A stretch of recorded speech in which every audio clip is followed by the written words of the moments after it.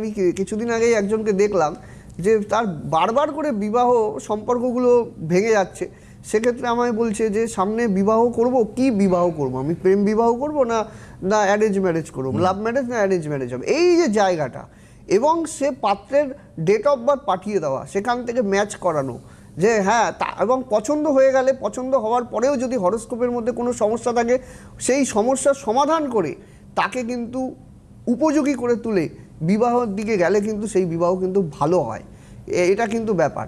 জোটক বিচারই যে শেষ কথা বলে সেটা নয়, জোটক বিচারের পরেও হরোস্কোপটা ম্যাচ করে দেখতে হয়। হরোস্কোপের মধ্যে কি কি দোষ আছে, বীজযোগ আছে কিনা, শনি রাহু স্নাপিত দোষ রয়েছে কিনা, সপ্তমে শনি রয়েছে কিনা, এবং সপ্তমের শনি রাহু কম্বিনেশন রয়েছে কিনা, মাঙ্গলিক দোষ আছে কিনা। মাঙ্গলিক দোষ নিয়েও কিন্তু একটা বড় ব্যাপার রয়েছে।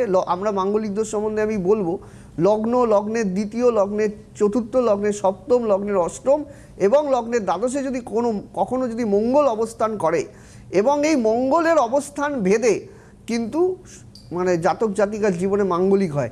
এবং মাঙ্গলিক পাত্রী মাঙ্গলিক, পাত্র মাঙ্গলিক নয়। সেখানে পাত্রকে কি করে ব্যালেন্স করে তোলা যায়, পাত্রকে কি করে সেই জায়গাটা পাত্রীর সাথে ম্যাচ করিয়ে দেওয়া যায়, কি করে তাদের বিবাহিত জীবনটাকে স্মুথ করা যায়, এবং তার কিন্তু যে প্রতিকার প্রতিবিধানগুলো আমি কিন্তু বলি সেগুলো কিন্তু মানে যোগাযোগ করে তার পাওয়ার আপ করা, সেটাকে মেনটেন করে চলা, তাতেই কিন্তু জীবনে কিন্তু একটা ভালো রেজাল্ট কিন্তু জীবনে আসে।